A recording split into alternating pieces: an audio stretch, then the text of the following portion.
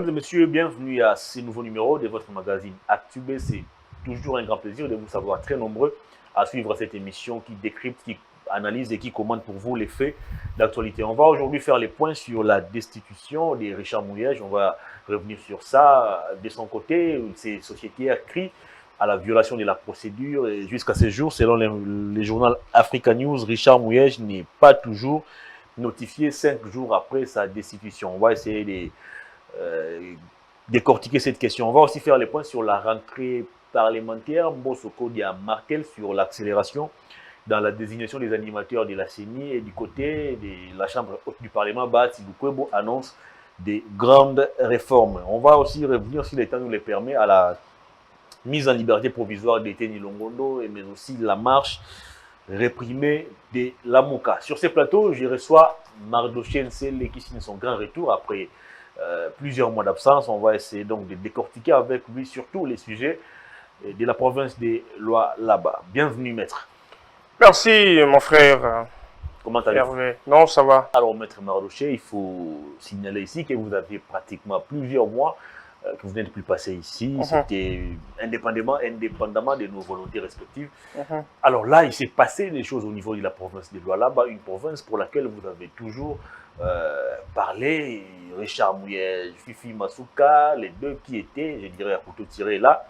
Mouyej vient d'être démis de ses fonctions par les députés provinciaux de cette entité. Il lui est reproché plusieurs choses. Et pendant ce temps, c'est l'inspecteur général des finances qui nous alerte sur les détournements de plus de 300 millions par Richard Mouyej. Acharnement, règlement des comptes, ou c'est juste la suite logique des événements? C'est la logique des événements, monsieur Hervé. Vous savez, de plus en plus, les réformes lancées par le président public, Félix-Antoine Tshisekedi Tshilombo, ce n'est pas seulement pour la vie de Kinshasa ou les institutions au niveau national, mais ça doit toucher aussi toutes les parties composantes de la République démocratique du Congo. Je veux voir les régions, donc les provinces.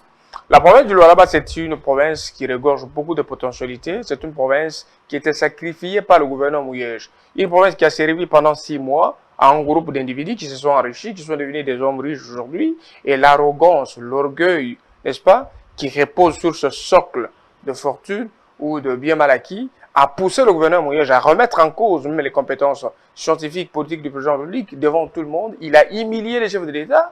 Et moi, ce qui m'a fait plus mal, c'est que pendant sa gestion, non seulement il n'a pas bien géré, mais il incitait la population à ne pas épouser la vision du président Tshisekedi. Vous comprenez? Donc, c'est-à-dire, à tous les niveaux de Tshisekedi, excusez-moi, Mouyej n'a pas joué son rôle. N'a pas réellement joué son rôle. Je ne veux pas qu'on parle de l'acharnement. Je ne veux pas qu'on parle de l'acharnement parce que toutes les accusations portées contre Mouyej ont été accompagnées par... Comment ne pas parler de l'acharnement, sachant que Mouyej a été bloqué ici pendant plus de 6 mois? Il n'a pas été bloqué. C'est pour ça que nous sommes ici. C'est pour expliquer aux Congolais, expliquer aux Lualabais en particulier, que Mouyej n'a jamais été bloqué. C'est un mensonge qu'on a voulu faire circuler sur les réseaux sociaux. Il jouait à la victimisation. Et quelque part, vous avez... Mais comment ça? Il a été convoqué à Kinshasa et puis depuis lors, il n'a plus... Non mais écoute, s'il était bloqué ici à Kinshasa, s'il vous plaît, si Mouyej dit qu'il a été bloqué ici, comment est-ce qu'il allait avoir la facilité d'aller en Afrique du Sud et revenir? Aller encore revenir s'il était bloqué? Parce que de l'Afrique du Sud, directement, il pouvait même prendre tangente et aller dans d'autres pays, rester. Il a reçu l'autorisation d'aller se faire soigner, mais non de regagner sa province. Ah d'accord, là c'est une grande question. Je pense que nous allons répondre pour que tous les Congolais le suivent. En droit, il y a ce qu'on appelle la phase préjuridictionnelle. C'est une phase qui consiste à des enquêtes préliminaires ou sommaires. Je veux rentrer ici. Nous avons plusieurs catégories des OPJ, des officiers de police judiciaire. Nous avons des OPJ à compétence générale, des infractions, les OPJ qui traitent les infractions de toute nature. Nous avons des OPJ à compétence restreinte, liées à une entité donnée. Nous avons les OPJ à compétences spéciales, comme les OPJ de la police spéciale de roulage. Mais dans cette catégorie, on y ajoute l'IGF, l'inspecteur général des finances. C'est un OPJ à compétence spéciale parce qu'il traite des infractions liées à son service. Pourquoi? Il exerce le pouvoir de regard du ministère public ou de OMP, officier du ministère public. Le magistrat donne aux inspecteurs généraux des finances le pouvoir d'aller enquêter s'il y a une urgence. Vous comprenez? Alors là, l'IGF doit faire le rapport au parquet. Parce que c'est ça même le patron, sur le plan des enquêtes judiciaires, le patron de l'IGF, c'est le parquet ou le procureur général de la Cour de cassation. Alors, L'IGF, conformément à l'article 101 de la loi sur les finances, qui stipule qu'en cas de dénonciation des tierces, normalement, ça revêt un caractère d'urgence. On doit dépêcher une délégation sur place pour enquêter sur la question. Et puis ça doit se faire vite parce qu'on risque d'effacer les traces des infractions. Alors, ça s'est coïncidé avec l'invitation du gouverneur Moïse Justin Kinshasa pour participer à la récente conférence de gouverneurs. On a parlé de l'existence de 109 comptes fictifs. La redevabilité de la province qui allait au-delà de 115 millions de dollars. Et puis, la vente de plusieurs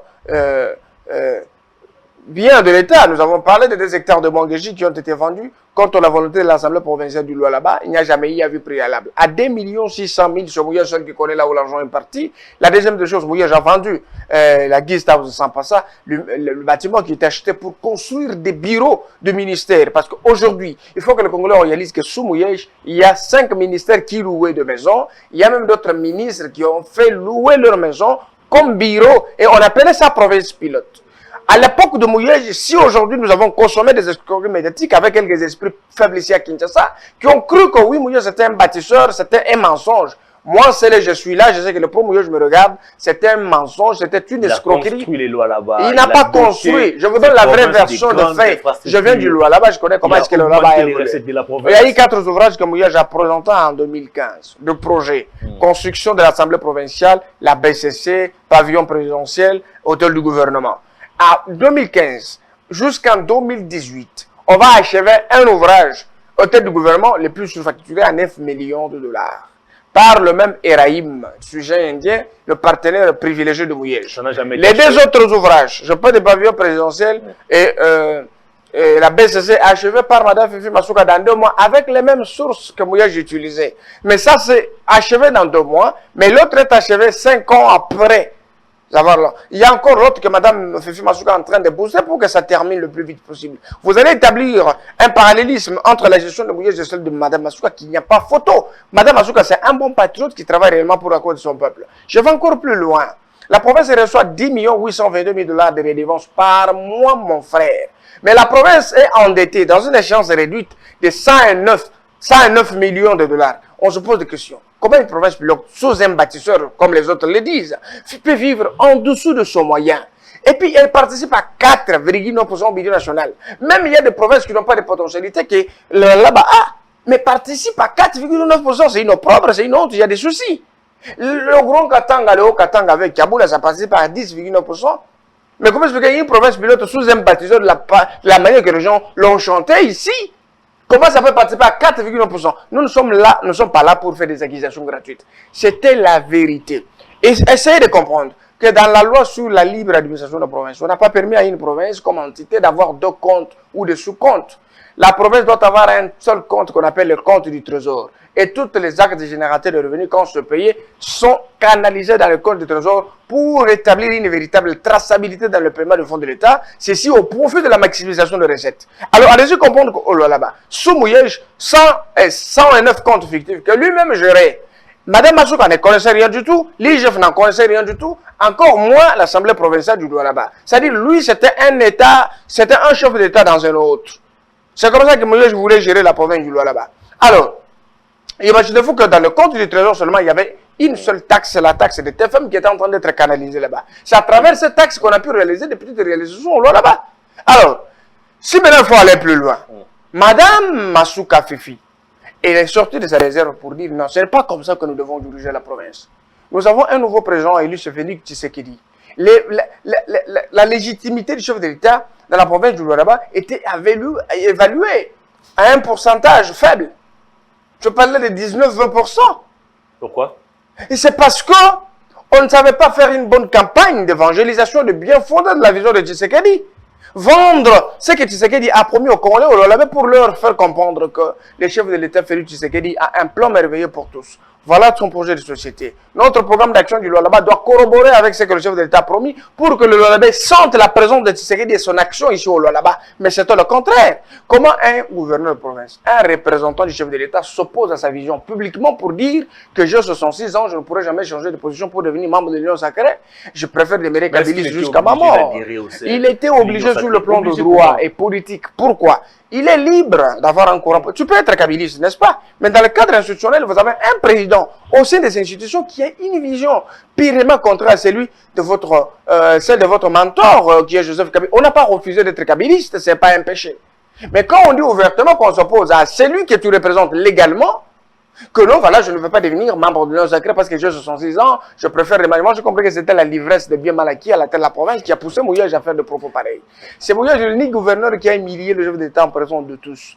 La première impression est la meilleure. Je veux maintenant entrer dans le vif du problème. Allez-y. On a dit, Mouyej n'a pas détourné, n'a pas ceci. Mais ce n'est pas nous qui allons faire. Parce que nous, société civile, nous avons essayé de faire notre enquête. Vous vous acharnez sur Mouyej. Ce n'est pas de l'acharnement, c'est la vérité. Lorsque vous commencez une dénonciation, il faut arriver jusqu'au bout. Arriver au bout veut dire que la personne dénoncée doit répondre devant la justice pour justifier les allégations portées contre elle. Le problème, c'est quoi avec Mouyej? Madame Masuka a joué son rôle en tant qu'un bon républicain, oui, une bonne républicaine.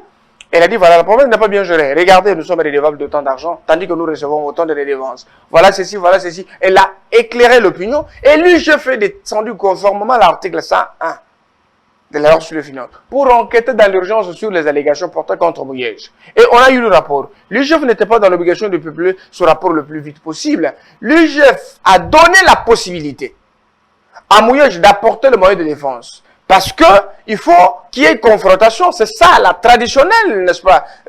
La tradition, c'est l'IGF. Lorsqu'on enquête directement, vous apportez aussi le rapport contradictoire pour éclairer. Est-ce que c'est que nous avons trouvé? Il y a ceci, on équilibre. Je suis en train d'aller doucement. Peut-être que vous n'aviez pas l'information. Il y a 6 mois qu'on a laissé à Mouyej 6 mois pour présenter le rapport. Donc l'IGF était trop large avec Mouyej plus que tous les autres qui étaient accusés de détournement de fonds. L'IGF était trop large. 6 mois pour que Mouyej apporte un moyen de défense. J'ai vu même le ministre Bouteteke rentrer ici faire une circulaire pour commencer à récolter les pièces justificatives. Vous comprenez? Jusqu'à aujourd'hui où je suis devant vous, on n'a jamais présenté un rapport contradictoire. Contrairement à ce que les gens disent que Mouyej devrait présenter les moyens de défense devant l'Assemblée provinciale. Mais ce n'est pas l'Assemblée provinciale du Lualaba qui est auteur de l'enquête menée au Lualaba. Parce que si c'était la commission de l'organe délibérant du Lualaba, n'est-ce pas, qui était parti enquêter sur les allégations faites par Mme Masuka. Donc, avant que Mouyej soit déchu, l'Assemblée devrait l'attendre en plénière. Nous avons fait notre enquête. Voilà notre rapport. Alors, présente témoin de défense. Mais comme c'est l'IGF, Mouyej devrait prendre ce moyen de défense et les pièces justificatives dans la confrontation, comme les inspecteurs l'avaient prédit, pour élaborer un rapport contradictoire en face de l'IGF. Ce que vous avez vu, ce n'est pas bon. Voilà le preuve justificative de mes dépenses. Voilà. Et l'IGF devrait évaluer, voir comment est-ce qu'on pourrait aboutir à un verdict clair. Alors, en droit, nous disons, qui dit mot consent? C'est dans l'argumentation juridique. Argument ad silentium. C'est-à-dire, quand quelqu'un reste silencieux, il ne sait rien justifier. C'est-à-dire qu'il reconnaît. Il reconnaît qu'il a fait ça. Mouyej est resté jusqu'à sa déchéance. Il n'a pas présenté les moyens de défense. Il n'a pas présenté les pièces justificatives des dépenses qui étaient évaluées. Alors, jusqu'à preuve de contraire, on a donné raison à Mme Masuka. Et nous qui l'avons accompagné dans les dénonciations, moi je parlais de 306 millions de dollars. Vous estimez que l'IGF, l'Assemblée provinciale, ont laissé le temps à Richard Mouyej de présenter ses moyens de défense, mais c'est lui, Mouyej, qui n'a pas voulu le faire. Qui n'a pas voulu le faire? Il n'en avait pas. Comment réagissez-vous aujourd'hui en écoutant les discours développés ces derniers temps par les proches de Mouyej qui estiment que c'est plutôt l'Assemblée provinciale et l'Inspection générale des finances qui n'ont pas permis à Mouyej de présenter ses moyens. Non, c'est un mensonge qui le prouve. Parce que l'IGF a fait le travail. Après, les inspecteurs ont dit, alors nous allons inviter les autorités au niveau de Kinshasa. Nous avons des vidéos qui circulent sur les réseaux sociaux. Vous-même, vous étiez au courant. Alors, venez présenter les moyens de défense ici à Kinshasa. Le directeur du cabinet est parti, les ministres des Finances sont partis, et toutes les autres personnes qui étaient intéressées par les dossiers, ils devraient se rendre à Kinshasa pour présenter le rapport contradictoire au nom de la province. Ce qui n'a pas été fait. Aujourd'hui, les pro-Mouyej, je me regarde. Mouyej n'a jamais fourni les moyens de défense ou le rapport contradictoire. Parce que vous n'avez pas permis à Mouyej de les faire. Mais 6 mois qu'on l'a donné. Non. Ça, je vous assure, M. Hervé. Et tous les Congolais qui nous regardent. On a donné 6 mois C'était beaucoup. Pour préparer un rapport contradictoire, c'est vous qui avez le contrôle de la gestion, vous connaissez comment vous avez géré. Ça peut nous prendre même quelque chose de 2 jours, 3 jours, vous avez le rapport contradictoire, vous allez maintenant affronter l'UIGF pour lui dire, voilà, dans la confrontation, vous avez trouvé ça, maintenant, voilà ce que nous avons fait. Mais jusqu'à aujourd'hui, c'était contre Mouyej, c'était un détourneur de fonds de l'État, il n'avait pas de preuves à donner. Maintenant, autre chose, qu'est-ce que la loi dit? Lorsque le rapport est élaboré, on doit prendre ce rapport, comme c'est un gouverneur en fonction. C'est-à-dire, là, ça relève maintenant de l'article 67 de la loi sur les principes fondamentaux relatifs à la libre administration de preuves, qui stipule qu'en cas de faute grave, là, c'est parallèlement à l'article 41 et 40 de la même loi qui parle de la motion de censure, la motion de défiance, lorsque le gouverneur est accusé de quelque chose. Mais lorsque pendant l'exercice de ses fonctions, le gouverneur se rend coupable d'une infraction de droit commun ou d'outrage à l'Assemblée, l'article 68 de cette disposition donne la solution, elle dit ceci: l'Assemblée provinciale doit voter la mise en accusation du gouverneur de province. C'est comme vous livrez le gouverneur entre les mains de la justice pour que la justice trouve la possibilité de les juger sur les charges retenues contre lui.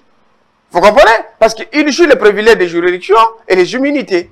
Vous comprenez? C'est dans ce sens-là que cette mise en accusation peut être considérée comme une ouverture, un manque de confiance sur le plan de fonctionnement des institutions et la collaboration des institutions, que celui-ci est accusé de détournement de fonds de l'État, on l'accuse, voilà le preuve, parce qu'on doit se servir de TDR, terme de référence, qui est le rapport de l'UIGF.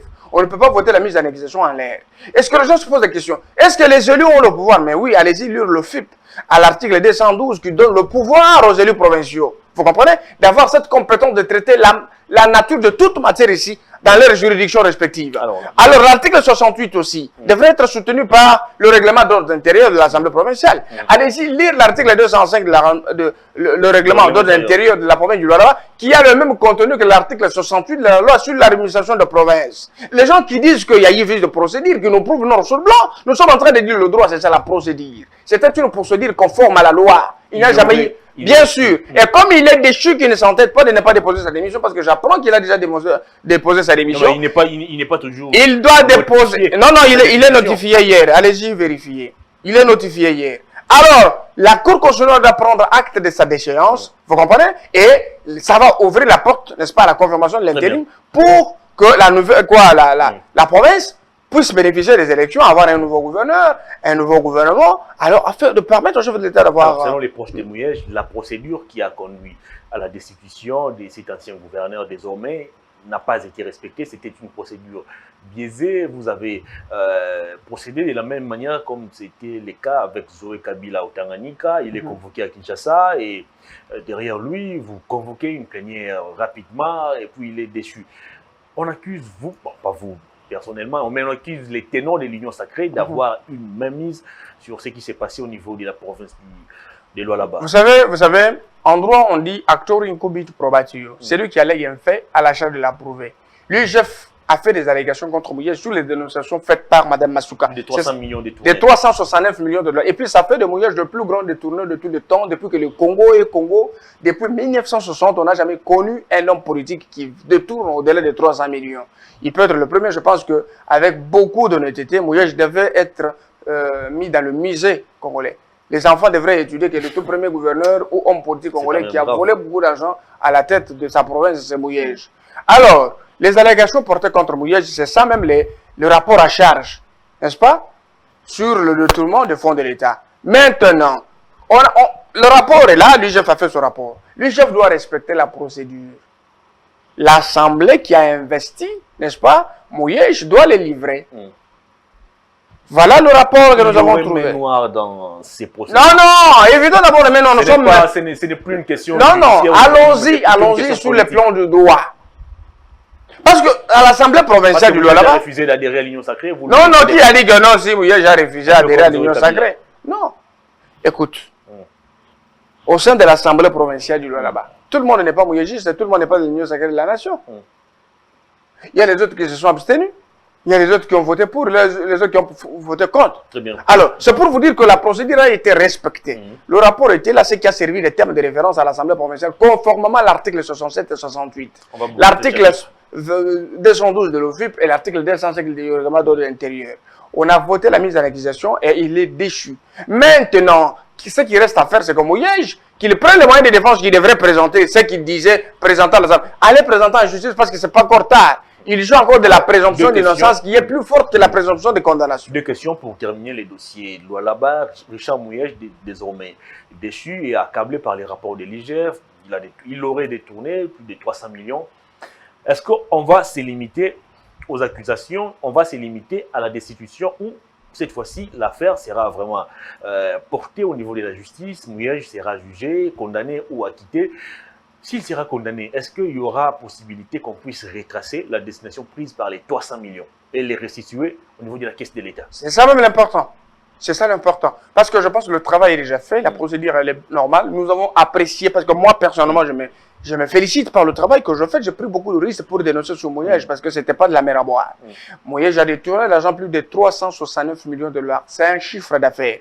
C'est beaucoup d'argent qui doivent aider le gouvernement central à réaliser beaucoup de choses pour notre peuple. Vous savez, le Premier ministre Jean-Michel Sama Lukonde avait promis de réaliser 36 milliards de dollars dans une échéance de 3 ans. Mais ceci est possible que lorsque tous les managers du chef de l'État doivent travailler, n'est-ce pas, dans la même énergie que celle que le chef de l'État est en train de dégager pour mobiliser assez de recettes afin de concrétiser ce que le Congolais attend et ce que le chef de l'État a promis au Congolais. Je pense que les 369 millions construits, n'est-ce pas, notre fortune, le Congolais a besoin que cet argent soit retracé dans les caisses de l'État. On va se limiter aux dénonciations, non, ça ne peut pas se limiter aux dénonciations. Non, il y a déjà le début d'une action publique.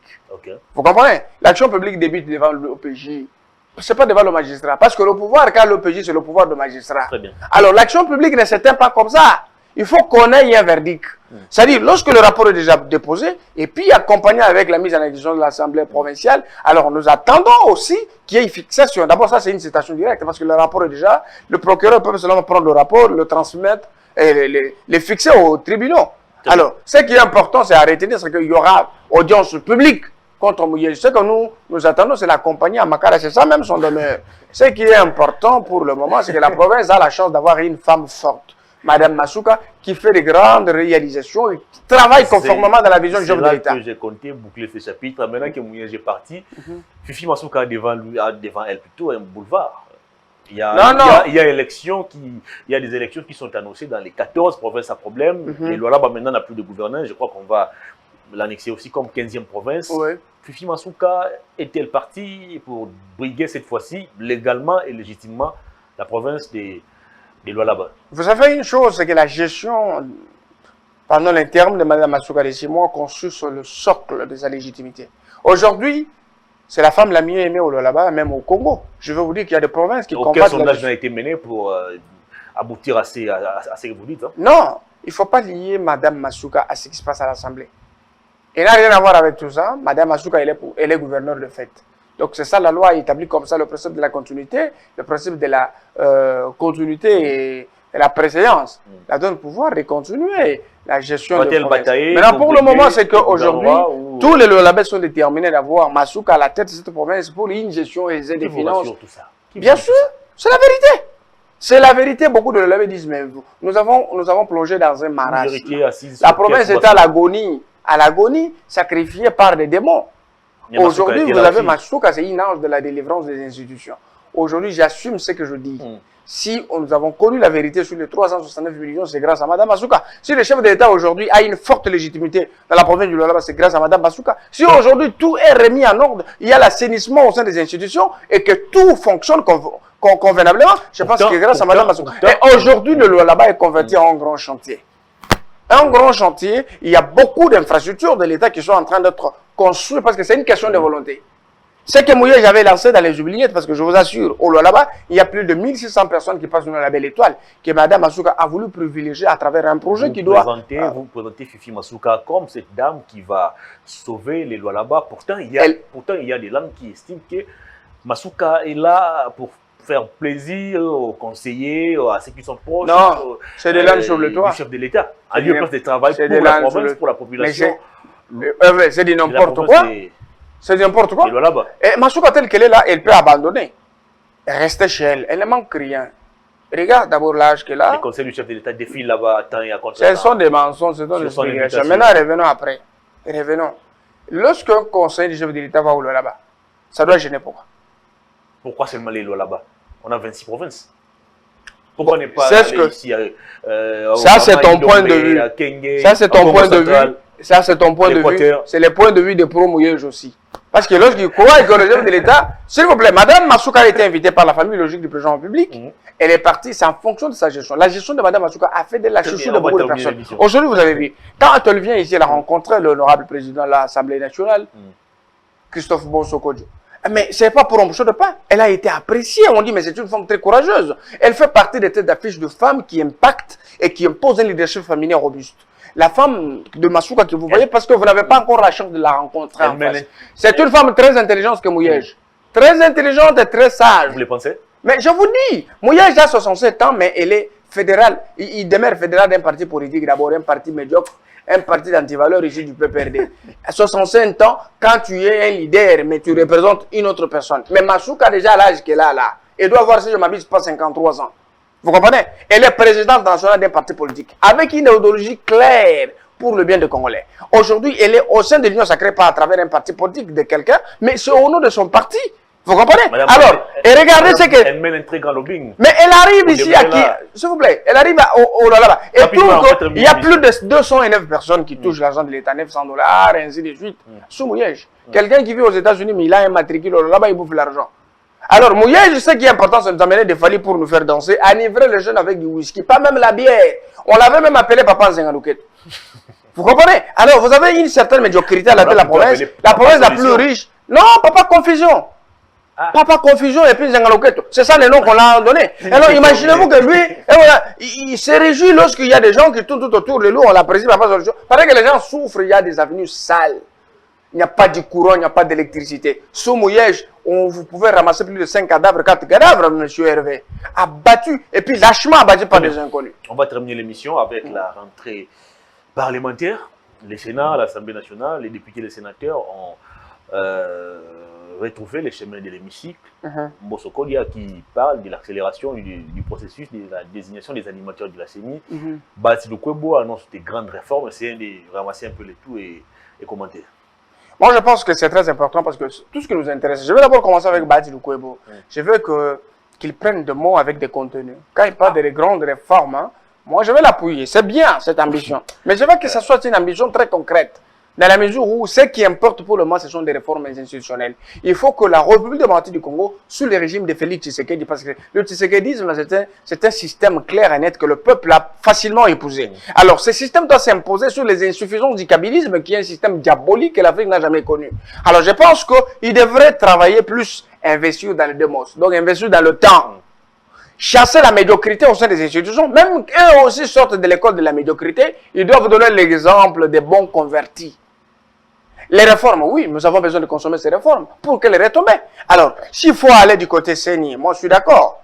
Je suis d'accord, nous avons besoin de bons animateurs. Mais ceci au nom de la méritocratie, pas au nom de l'appartenance tribale. Et je ne veux pas qu'on juge Kadima par rapport à ça.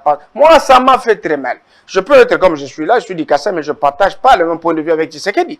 Cela n'implique pas que lorsque nous sommes tous d'une même espace linguistique, ça a une discrimination, c'est quelque chose que nous combattons. Et nous ne voulons même pas que les représentants ou les autorités religieuses le disent dans leur sortie médiatique. C'est pas bon, ça incommode les institutions congolaises. Mais je pense que le problème de la CENI, c'est un problème très capital, c'est un problème très important. Kadima a un grand profil et je pense qu'avec tous les autres qui doivent l'accompagner dans son travail, alors je pense qu'ils doivent accélérer parce que le temps passe, on n'a pas beaucoup de temps. Autre fait, c'est la pétition initiée contre les présidents de l'Assemblée nationale. Mbosso Kodia Christophe, visé par une pétition du député, pétition initiée par un député de la province du Congo central, je crois Albert Poba. Beaucoup de griefs sont reprochés au speaker de la Chambre basse du Parlement. Comment analysez-vous cette pétition? Vous savez que l'Union sacrée, quelque part, a des ratés. L'Union sacrée a beaucoup de ratés au sein de l'hémicycle. J'ai compris que Bombé n'a pas fait du travail sur les rues, mais Bombé a fait du travail plus dans l'hémicycle. Ah, c'est quand même grave. Non, il y a des honorables députés qui sont là en costume, ils prennent du Bombé. Mais est-ce que leurs revendications n'est Les revendications n'ont pas de soubassement. plutôt? Non, elle n'est pas fondée. Mbosso ne respecte pas les députés, il leur prive de la parole, et il gère l'Assemblée nationale comme sa propre boutique. Ce sont des raisons qui sont soulevées juste parce qu'ils ne sont pas... Problème des émoluments. Non, ils sont jaloux. Ils sont jaloux. Ils sont jaloux de M. Bosso. Comment ça? Ils sont jaloux de sa gestion. Ce sont les mêmes qui ont porté. Vous savez, Manga de l'Assemblée nationale. Je ne pense pas que tout le monde va apprécier ce que Bosso est en train de faire. Bosso, c'est un papa qui n'a pas encore plus besoin de ce monde. Il y a même un député, membre de l'AFDC, Adébati Lukomo, qui estime que Bosso est pire que comment il s'appelle encore? Janine Mabunda. Et vous n'avez pas vu au sein de l'Union sacrée quelques membres qui se disaient l'Union sacrée trahir les décisions de l'Union sacrée? Ça ne me surprend pas. Alors moi, je pense que ces députés-là saisissent leur torpeur. Le travail qu'ils ont là-bas, c'est voter la loi et travailler pour le compte de notre peuple. Ce qui est important, ils ne le font pas, ils vont fumer partout pour venir nous embrouiller comme j'ai fumé les Malembas. C'est Bosso qui les empêche de travailler correctement, conformément à leur mission. Vous avez suivi les Malembas, ce qu'ils disaient. Non, il dit ceci et tout ça, il est au service du chef de l'État et tout ça. Et vous pouvez comprendre ce genre des allégations. C'est incommodant. Maître Mardoché, la caméra est là devant vous. En quelques secondes, votre dernier message au public, puis on va se séparer. Je pense que nous sommes arrivés plus qu'au bout. Je commence d'abord par présenter mes condoléances les plus émues à la famille biologique et politique de l'honorable Gabriel Koungou Koumanza qui nous a quittés. Je pense que nous, jeunesse d'aujourd'hui, nous devons nous servir des mérites de ce grand patriarche et puis nous en servir les intérioriser pour les générations futures. Je pense que nous partageons le même bureau avec la famille. Et puis directement au peuple congolais, je voudrais dire que le chef de l'État Félix Tshisekedi, c'est notre président. Il est porteur d'une vision très claire, une vision qui répond aux besoins de l'ère. Nous avons besoin que la vision de Tshisekedi nous parvienne dans la bonté, que cette vision nous parvienne dans la paix pour que le Congolais connaisse ce qu'ils attendent demain. Au Lualabé, je vais vous dire que vous avez eu la chance de divorcer avec la médiocrité une fois pour toutes. Mouillé, j'appartiens au passé. Aujourd'hui, vous avez la province entre les mains d'une femme digne, Madame Masuka Fifi, qui est en train de faire un grand travail pour répondre des attentes de sa population et présenter un bilan positif au président de la République. Nous devons nous aimer et puis empêcher plus les gens comme les Fayoulou là de déranger le fonctionnement des institutions. Je ne suis pas d'accord avec le propos de Fayoulou. Je voudrais juste, en quelques secondes, Fayoulou a taxé le chef de l'État d'un adorateur de jupons, un coureur de jupons et ainsi de suite. Mais je voudrais dire que le Tshisekedi du président de la République, c'est un monsieur modèle et puis il est intègre. Dans toutes ces sorties médiatiques, il est reçu de Fayoulou. Cela ne veut pas dire que Tshisekedi a peur de Fayoulou ou Fayoulou est plus que Tshisekedi non plus.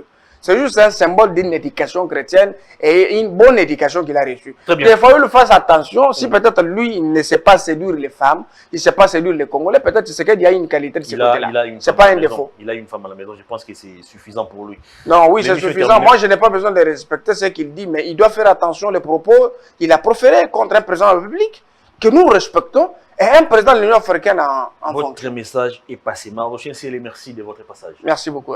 Fin de cette émission. À toutes et à tous, merci de l'avoir suivi. Au revoir.